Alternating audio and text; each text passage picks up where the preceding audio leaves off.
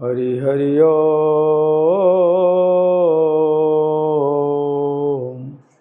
हरि हरि ओम। हरि हरि ओम। हरि हरि ओम। वक्रतुंड महाकायो कोटिसूर्यसमप्रभो निर्विघ्नं कुरु मे देवो सर्वकार्येषु सर्वदा। सूत सूत महाप्राज्ञो सर्वसिद्धान्तवित् प्रभो आख्याहि मे कथासारं पुराणानां विशेषतः। तव तत्त्वं न जानामि कीदृशोऽसि महेश्वरो, यादृशोऽसि महादेवो तादृशाय नमो नमः।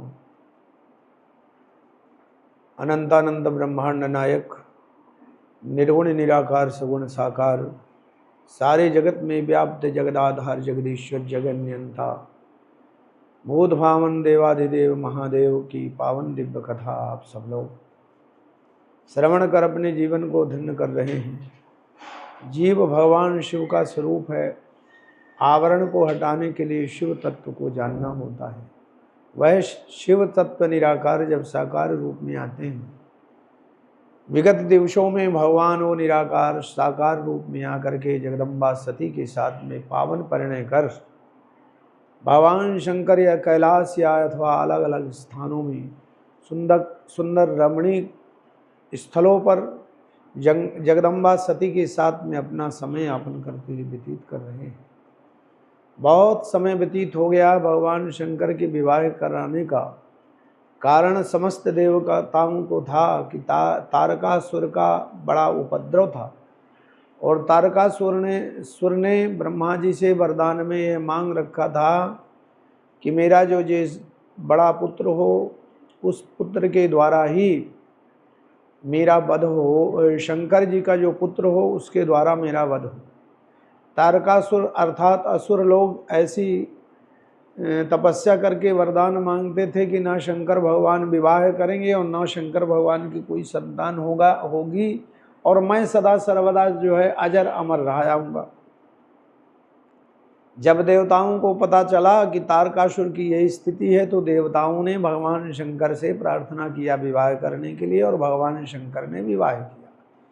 विवाहोपरांत बहुत सारा समय व्यतीत हो जाता है, लेकिन शंकर भगवान के जब कोई संतान नहीं होती तो शंकर समस्त देववृंद चिंतित होते हैं और भगवान श्रीमन नारायण के चरणों में जाकर के प्रार्थना करते हैं कि आप कृपा करके बताइए, तारकासुर के उपद्रव से हम सब लोग बड़े दुखी हैं।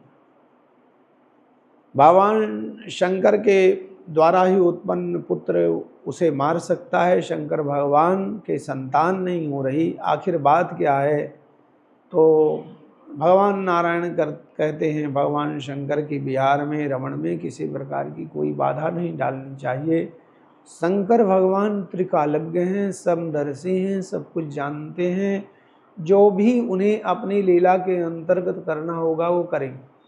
यथा स्थान देववृंदों को भगवान श्रीमन नारायण भेजने के बाद में चिरकाल पर्यंत देववृंद एक बार भगवान श्रीमन नारायण के पास में नारायण नारायण करते हुए समुपस्थित होते हैं, शरणागत होते हैं और पुनः प्रार्थना करते हैं, प्रभु अब आप कृपा करके बताइए कि ये तारकासुर से हमारा जो कष्ट है कब दूर होगा। समस्त देवताओं को लेकर के भगवान शंकर के उस स्थान पर देववृंद पहुँचते हैं जहाँ शंकर भगवान चिरकाल से माँ भगवती जगदम्बा के साथ में विहार करते हुए रमण कर रहे थे। यद्यपि भगवान श्रीमन नारायण ने देवताओं को मना किया, भगवान शंकर के इस आनंद में अवरोध डालना उचित नहीं है, लेकिन देवताओं के कहने पर वहीं पर भगवान शंकर को जगाने के लिए सुंदर मांगलिक स्तवन करने लगे, शिव पंचाक्षर मंत्र का उच्चारण करने लगे और बहुत सारे देवता भगवान शंकर की सुंदर दिव्य स्तुति करने लगे। भगवान शंकर पार्वती रमण में आज भगवान शंकर को लगा कि देखो देव वृंद मेरे द्वार पर खड़े हैं। अतृप्त स्थिति में माँ भगवती जगदम्बा को छोड़ करके भगवान शंकर बाहर आते। भगवान शंकर जब बाहर आए, देवताओं ने भगवान शंकर की सुंदर दिव्य वंदना की। हे जगदाधार जगन्यंता जगदीश्वर आदि ब्रह्म, आप ही पालन सृजन संहार करता है, लेकिन अकारण यह संहार हुआ जा रहा है। तारकासुर से हम लोग सब दुखित हैं, बड़े कष्ट में हैं। आप किसी प्रकार से इस तारकासुर से हमारा उद्धार कराइए। जब समस्त देवताओं ने प्रार्थना किया तो शंकर भगवान ने अपनी जो शक्ति थी वो अपनी शक्ति को विसर्जित किया और शंकर भगवान ने कहा, इस शक्ति को जो धारण करेगा उस शक्ति से उत्पन्न तेजस्वी बालक अवश्य ही तारकासुर का वध करेगा। लेकिन वो भगवान की शक्ति को कौन धारण करे, भगवान शक्ति को कौन ग्रहण करने की सत्ता थी? उनमें से अग्निदेवता ने भगवान शंकर की उस शक्ति को स्वीकार किया। उसी समय बहुत विलंब हो रहा था तो जगदम्बा पार्वती जी वहाँ पर पधारती हैं और जगदम्बा पार्वती जी जब आईं, सती जी जब आईं तो सती ने देखा कि भगवान की जो शक्ति है वो शक्ति स्खलित हो गई और अग्नि देवता ने उसे स्वीकार कर लिया। तो सती ने सबसे पहले तो देवताओं को स्वार्थी कह करके संबोधित करते हुए कहा कि जिस प्रकार से मेरी शक्ति को अग्नि देवता ने ग्रहण किया है, आज से मैं श्राप देती हूँ, समस्त देव पत्नियाँ वंध्या हो जाएंगी, निसंतान ही रहेंगी। और हे अग्नि, तूने मेरी सत्ता को ग्रहण किया है, किसी के सत्ता को कोई ग्रहण न करे, मेरी शक्ति को तुमने ग्रहण किया है, तो मैं तुमको श्राप देती हूँ कि तुम सर्वभक्षी हो जाओ। अग्नि को सर्वभक्षी अर्थात अग्नि में जो भी डाल दो, उच्छिष्ट और या कि पवित्र कोई भी वस्तु डाल दो तो अग्नि का स्वभाव है भस्म कर देना। शायद इसके पूर्व सती के श्राप के पूर्व उच्छिष्ट वस्तुओं को, गलत वस्तुओं को अग्नि शायद नहीं भस्म करती होगी, लेकिन जब अग्नि देवता ने इसे स्वीकार कर लिया, समस्त भगवान शंकर रूठ करके अंदर जगदम्बा सती चली जाती हैं। भगवान शंकर भी दुखी होते हैं। देववृंदों को यथा स्थान भेजने के बाद कालांतर में अग्नि देवता ने जब उस शक्तियों को नहीं धारण कर पाया, भगवान शंकर की उस शक्ति को, अग्नि देवता में शक्ति नहीं थी कि वो ग्रहण कर पाएँ, तो ऋषियों और देवताओं से निवेदन किया अग्नि देवता ने कि मैं इस शक्ति को ग्रहण करने में सामर्थ्य नहीं हूँ। अग्नि देवता को देवताओं ने निवेदन पूर्वक कहा, माघ के महीने में प्रयागराज की पावन धरती पर सबसे पहले जो प्रातः काल वहाँ पर देवियाँ समुपस्थित हों, उनमें ये शक्ति का समायोजन कर दो, उनमें शक्ति समाहित कर दो। अग्नि देवता को संतुष्टि हुई और अग्नि देवता माघ के महीने की प्रतीक्षा करते हुए माघ का महीना आया। जब माघ के महीने में देव ऋषि यक्ष गंधर्व माघ सब लोग वहाँ तीर्थराज प्रयाग की धरती में जाकर स्नान आदि करके अपने जीवन को धन्य करते हैं। वहीं पर सबसे पहले 6 ऋषि पत्नियां वहाँ पर ब्रह्म मुहूर्त में माघ के महीने में भयंकर शीत ठंड थी, स्नान किया है। स्नानोपरांत जब बाहर निकली तो अग्नि देवता को मौका मिला। अग्नि देवता प्रचंड रूप में गंगा संगम पर प्रज्वलित होते हैं। ठंडी में मानो अग्नि मिल जाए तो जीवन मिल जाए। उन 6 देवियों ने ठंडी में अग्नि सेकने लगी, तापने लगी और उनके रोम कूपों से भगवान शंकर की जो शक्ति थी अग्नि देवता ने उन 6 ऋषि पत्नियों के ऊपर समाहित कर दिया और वो 6 ऋषि पत्नी गर्भावस्था में हो गईं। ऋषियों को पता चला, जब ऋषियों को पता चला तो ऋषियों ने अपने देवियों को का परित्याग कर दिया। वो देवी उत्तराखंड में गई और उत्तराखंड में जा कर के प्रायश्चित करती हुई भगवान शंकर की उस सत्ता को बर्दाश्त जब नहीं कर पाई तो उन्होंने उस शक्ति को स्खलित किया है और वो शक्ति स्खलित होकर के गंगा में छोड़ दिया। गंगा उस शक्ति को धारण नहीं कर पाई और गंगा जी प्रवाहित करती करती गंगा संगम में जा कर के एक सरकंडे के वन में सरकंडे के समूह में उस शक्ति को समाहित की। कालांतर में वही सरकंडे की समाहित शक्ति 6 बालक के रूप में समय व्यतीत हो गया और समय आ रहा था। 6 मुख वाले बालक के रूप में परिणित हो गई और परिणित होकर के वो बालक के रूप में परिणित होते ही बालक रुदन करने लगे। जब रुदन करने लगे उस रुदन को सुन करके यत्र तत्र सर्वत्र लोग वहाँ पर आए, समझ नहीं पाए और वही कालांतर में बोलिए षडानन भगवान की षडानन के रूप में व्यतीत होते हैं, प्रख्यात होते हैं, षडानन बनते हैं। उधर भगवान शंकर की अद्भुत कृपा से बड़ी सती और शंकर भगवान जब षडानन का इधर जन्म हुआ तो बहुत सुंदर सुंदर शुभ स्वप्न और सुंदर सुंदर मांगलिक प्रसन्नता का अनुभव करते हैं और थोड़ी वृद्धि होती है वहीं पर कार्तिक जी की, षडानन जी की। और विश्वामित्र जी आते हैं तो विश्वामित्र जी महाराज से षडानन जी ने प्रार्थना किया, कार्तिक जी ने प्रार्थना किया, आप कृपा करके मेरा नामकरण संस्कार करिए।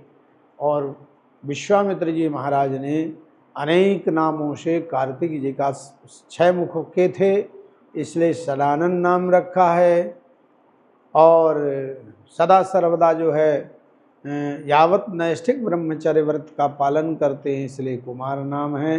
अनेक नामों से अलंकृत करते हुए स्वामी कार्तिकेय को वहाँ पर एक श्वेत नाम के ऋषि आते हैं और उन्हें श्वेत दीप लेकर के जाते हैं। वहाँ 6 कृतिकाएँ कार्तिक जी को मिलती हैं और 6 कृतिकाओं ने स्वामी कार्तिक जी को स्तनपान कराया, मानो उन्हें अमृत मिल गया हो। लालन पालन करके कार्तिक जी की वृद्धि की। इधर लालन पालन करके पुत्रवत व लालन पालन करके उन 6 कृतिकाओं ने जब कार्तिक जी की वृद्धि की, अचानक और आनंद के साथ कार्तिक जी यहाँ अपनी बाली लीलाएँ करते रहे और अपनी बाली लीलाएँ करते हुए वृद्धि को प्राप्त करते रहे। लेकिन कैलाश में जगदम्बा सती ने भगवान शंकर से साग्रह निवेदन किया, प्रभु मैं जानना चाहती हूँ कि कृपा करके आप बताइए कि जो मेरी वो शक्ति थी, वो शक्ति मेरा जिसमें हिस्सा था वो शक्ति आखिर गई कहाँ। षडानन जी शंकर भगवान ने ध्यानावस्थित होकर के बताया कि वो तुम्हारा बालक के रूप में तुम्हारी शक्ति परिणित होकर के श्वेत द्वीप में 6 कृतिकाओं के द्वारा सेवित है और वृद्धि को प्राप्त कर रही है।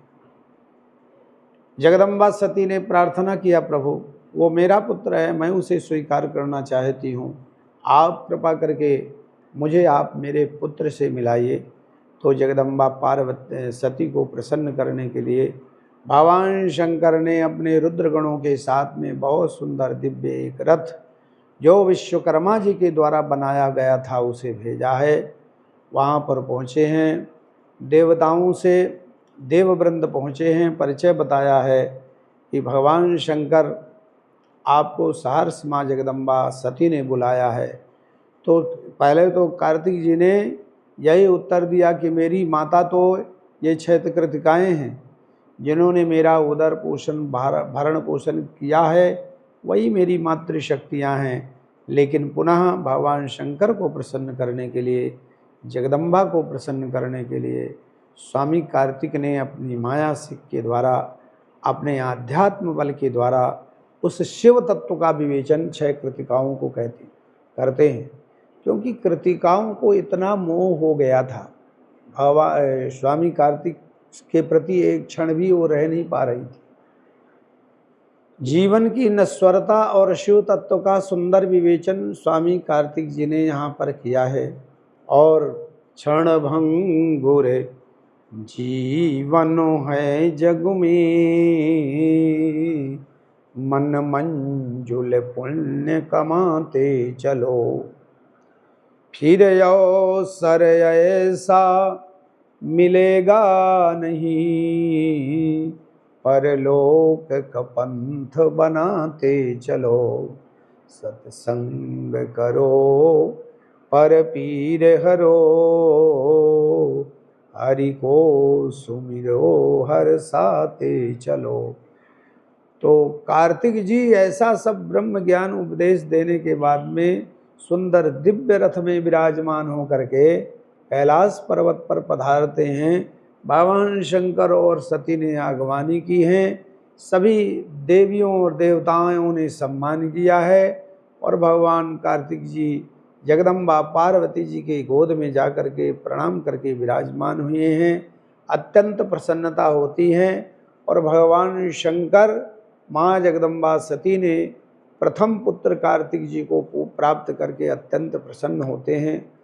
इस प्रकार से कालांतर में फिर कार्तिक जी तारकासुर का वध करते। तारकासुर के उपद्रव से भगवान शंकर ने की कृपा से स्वामी कार्तिक जी ने वध किया है। तो तारकासुर की कथा आप लोग श्रवण करेंगे। इस प्रकार से प्रथम पुत्र भगवान कार्तिक के जन्म की कथा आती है। लेकिन नंदकेश्वर भगवान शंकर से प्रार्थना पूर्वक पूछते हैं कि कृपा करके आप द्वितीय पुत्र गणेश जी की उत्पत्ति की सुंदर जो कथा है वो कृपा करके सुनाइए। गणपति सारे जगत में देवताओं में भी अग्रगण्य पूजनीय हुए हैं। ये पावन दिव्य कथा है, इसे बताइए। और शौनक आदि ऋषियों को सूत जी महाराज नंदकेश्वर भगवान को शंकर जी स्वयं इस दिव्य कथा को श्रवण कराते हुए वर्णन कर रहे हैं। एक बार जगदम्बा पार्वती की साथ में जया विजया सखियाँ विराजमान थी। जया विजया ने निवेदन किया, शंकर भगवान के बहुत गण हैं, आपके कोई सेवक नहीं है, आप भी शक्ति हैं, आप भी समर्थ हैं, आप कृपा करके ऐसा कुछ कीजिए कि शंकर भगवान को आपके भी शंकर भगवान के समान आपके भी कोई गण हो जाए। जब देखे सब तब अकारण कोई न कोई आ जाता है, आपको कष्ट पहुंचाता है। इस पर जगदम्बा जी ने ज़्यादा विचार नहीं किया। लेकिन एक दिन जगदम्बा जब स्नान करने के लिए तैयार हुई, स्नान कर रही थी, उसी समय में शंकर भगवान आए और पार्वती जी स्नान भी नहीं कर पाई, शंकर जी आए। तो पार्वती जी ने मन में सोचा कि ये जया विजया ने कहा था कि कोई न कोई ऐसा गण तैयार करो, तो मुझे भी करना चाहिए। तो स्नान करते समय जो उपटन था, उसी उपटन से जगदम्बा ने मनुष्याकार इस एक बालक का निर्माण किया और दिव्य शक्ति को का आवाहन कर उसे उसकी प्राण प्रतिष्ठा कर दी। वो बालक देखते देखते तैयार हो गया और बालक को माँ जगदम्बा पार्वती ने कहा, ये छड़ी लो, मेरे दरवाजे पर खड़े होकर के कोई भी चाहे कैसा भी हो मेरे बिना आज्ञा के अंदर प्रवेश न करे। जया विजया बहुत प्रसन्न हुई, माँ हमारी बात को आपने रखी, आपने बहुत अच्छा किया, ये गण तैयार किया और उनको खड़े कर दिया दरवाजे में। कालांतर में थोड़े समय बाद भगवान शंकर गणों के साथ में पधारते हैं। गणों ने जब अंदर प्रवेश करने की अनुमति मांगी तो बालक ने मना कर दिया, मैं अंदर प्रवेश नहीं करने दूंगा। गण कहते हैं कि हम शंकर भगवान के गण हैं। तो गणपति जी कहते हैं पार्वती जी के, वो बालक कहते हैं मैं भी पार्वती का गण हूँ। वाक युद्ध हुआ और अंदर नहीं जाने दिए। शंकर भगवान से जाकर के वो गणों ने बताया कि प्रभु एक बालक खड़ा है और वो जाने नहीं देता। समझा बुझा करके शंकर भगवान ने कहा अब चले जाएं वापस। लेकिन फिर भी सब समझाने बुझाने के बावजूद भी जब नहीं जाने दिया तो भगवान शंकर ने कहा अलग कर दो, उठा के बालक को अलग बैठा दो। पूरी शक्ति लगा दी, बालक का कुछ भी नहीं बिगाड़ पाए। बालक से शिवगणों ने अंततोगत्वा युद्ध किया, कुछ भी नहीं बिगाड़ पाए। शंकर भगवान भी युद्ध किए और शंकर भगवान भी परास्त हो गए। बड़ी। हे ऋषियों, जब शंकर भगवान परास्त हुए तो शंकर भगवान ब्रह्मा जी के पास में जाकर के प्रार्थना करते हैं, बड़े दुखी से थे। ब्रह्मा जी ने पूछा, प्रभु आप अकारण दुखी क्यों हैं? बताया, ऐसी ऐसी बात है, मेरे दरवाजे पर एक बालक छड़ी लेकर खड़ा है और वो किसी से पराजित नहीं हो रहा है। ब्रह्मा जी समस्त शक्तियों के साथ में आ जाते हैं, ब्रह्मा जी परास्त हो गए।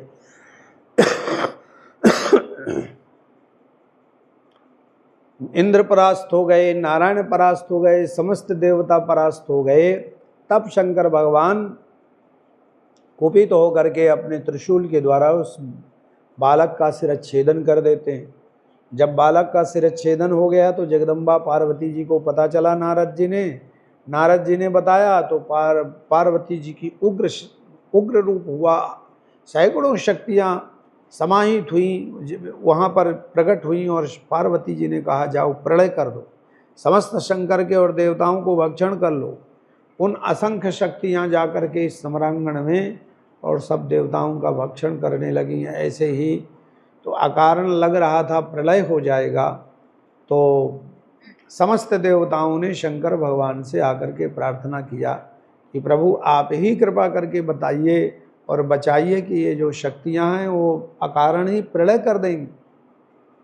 तो भगवान शंकर कहते हैं, ये तो सब बातें जगदम्बा पार्वती के द्वारा ही संभव हो सकता है, पार्वती जी से ही संभव हो सकता है। तो जब पार्वती जी के पास में गए और पार्वती जी के पास में जा कर के प्रार्थना किया तो पार्वती जगदम्बा ने कहा, एक ही उपाय है, ये शक्तियाँ सब शांत हो जाएंगी, लेकिन उपाय ये है कि मेरे बेटे को जीवित किया जाए और मेरे बेटे को अग्रगण्य सबसे पहले पूजा कराई जाए, तो संभव है ये शक्तियाँ सब शांत हो जाएंगी। शंकर भगवान से देववृंद आकर के पूजा का प्रार्थना करते हैं। पार्वती की ये शर्त है। शंकर भगवान ने कहा, जैसे में सबकी रक्षा हो सके वो काम कर लेना चाहिए, और देवताओं ने इसे स्वीकार किया है। तो जब देवताओं ने स्वीकार किया तो माँ भगवती पार्वती जी ने उन शक्तियों को शांत किया, यथा स्थान भेजा, समाहित किया है। और शंकर भगवान ने कहा, उत्तर दिशा में जाओ, जो भी पहले प्राणी मिले उसी के मस्तक को काट के ले आए। वो उत्तर दिशा में गए, देखिए संयोग देखिए, उत्तर दिशा में गए तो सबसे पहले एक दंत वाला हस्ती मिला, उसी का मस्तक लेकर के आए। भगवान शंकर ने धड़ से लगाया है। भगवान शंकर की दिव्य दृष्टि से वो बालक जो चिरकाल पर्यंत सदैव के लिए सो गए थे, वो बालक जागृत हो गए। भगवान शंकर की कृपा से जब जागृत हो गए तो पार्वती समेत समस्त देववृंद बड़े प्रसन्न हो जाते हैं।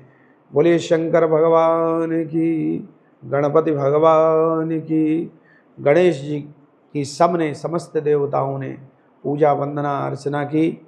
और भगवान शंकर ने अर्चना की, भगवान विष्णु ने अर्चना की, इंद्रादि देवताओं ने, ब्रह्मादि देवताओं ने सबसे पहले गणेश जी की अर्चना वंदना की।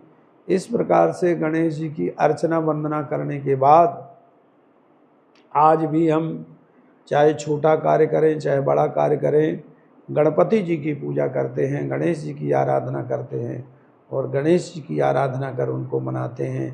तब से भगवान शंकर के, पार्वती जी मैया के, कार्तिक और गणेश जी दो बालक के रूप में जन्म लेकर के भगवान शंकर के सुंदर दिव्य परिवार में सम्मिलित होते हैं।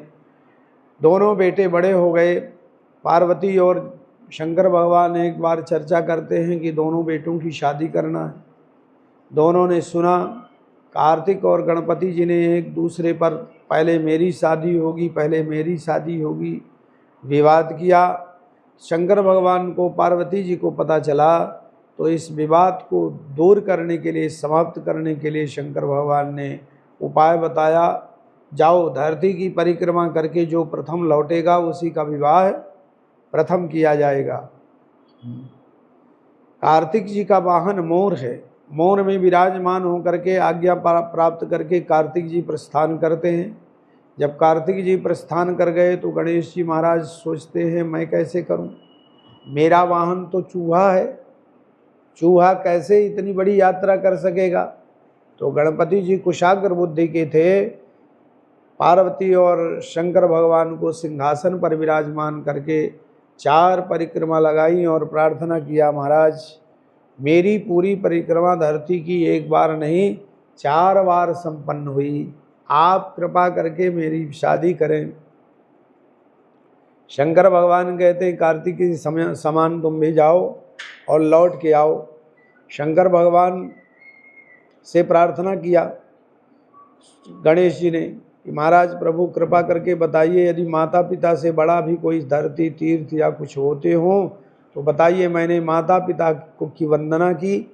जगतः पितरौ वंदे पार्वती परमेश्वरो, आपकी वंदना की, आपसे बड़ा संसार में कोई हो तो बताइए। और शंकर भगवान ने मन में विचार किया, बात तो बिल्कुल जायज़ है, बात तो बिल्कुल ठीक है। इसलिए शंकर भगवान ने प्रजापति की बेटी सिद्धि और बुद्धि के साथ में गणेश जी का विवाह संपन्न कर दिया। गणेश जी का विवाह संपन्न हुआ है, मांगलिक सुंदर कार्य हुए, देववृंद सब विवाह में उपस्थित हुए। क्षेम और लाभ 2 बालक हुए हैं। उधर वर्ष व्यतीत हो रहा था तो स्वामी कार्तिक जी आते हैं। जब स्वामी कार्तिक आए तो रास्ते में देवर्षि नारद मिले। देवर्षि नारद ने पूछा, महाराज कैसे, कहाँ चले? कार्तिक ने कहा कि मेरे भाई गणेश जी ने यात्रा पूरी की नहीं होगी, मैं पहले यात्रा किया हूँ, माता पिता का आदेश था धरती की तीर्थ की यात्रा पूरी करके जो आए उसी का विवाह प्रथम। देवर्षि नारद ने बताया, वहाँ तो विवाह है क्या, भगवान शंकर के नाती पोते भी संपन्न हुए।